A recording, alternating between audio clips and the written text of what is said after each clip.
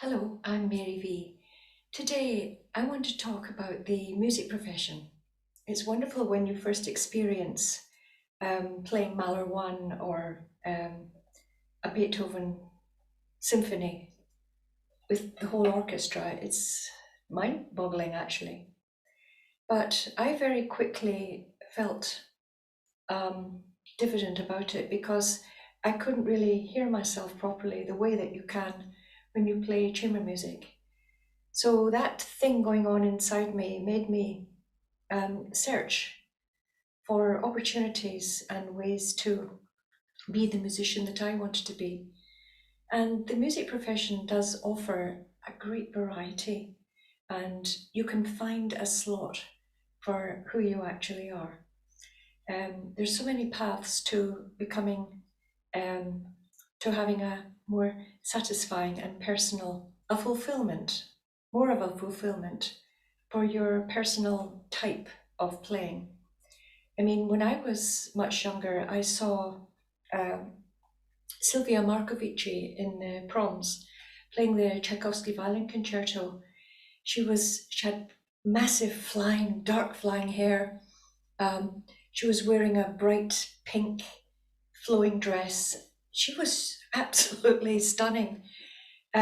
She made a massive impression on me because she was like an angelic gypsy somehow. It was just an image of violin playing that, wow, I'd never seen anything like that up close, because the image of violin players was quite stiff. It was all this sort of, all the images of violin players from the past were, all in dinner jackets and bow ties and everything. And I'd never seen this, and it suddenly was something in front of me that I thought, I could relate to actually.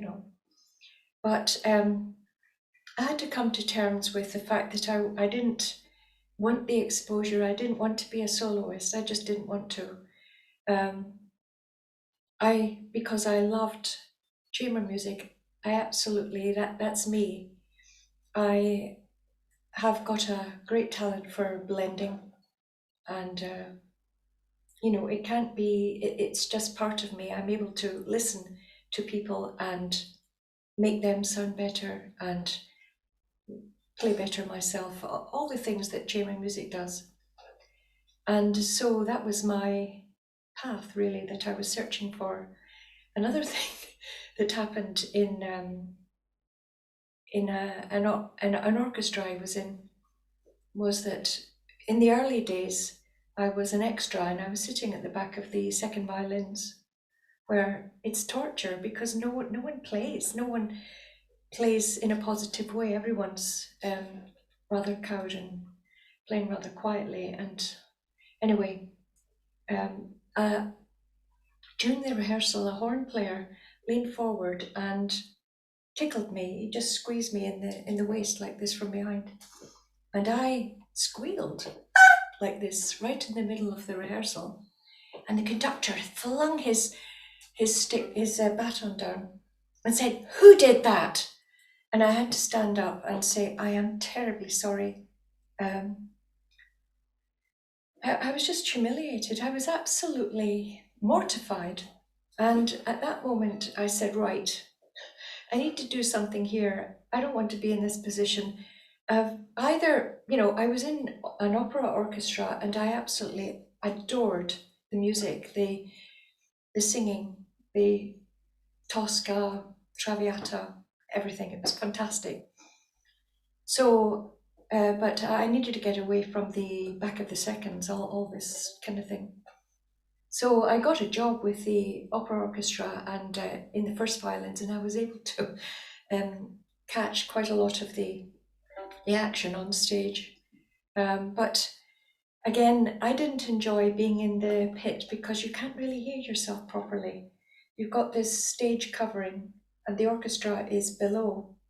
And yes, the first violins are sort of slightly forward, and you can see quite a lot. But I didn't want to stay there for a long time because, again, I just couldn't hear myself properly. And that's absolutely essential for me.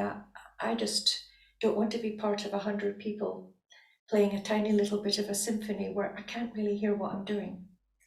Um, so I gradually uh, progressed towards what was right for me. And the profession always offered the right thing. Uh, and I've been very, very happy actually. The closer I've got to um, what kind of player I am.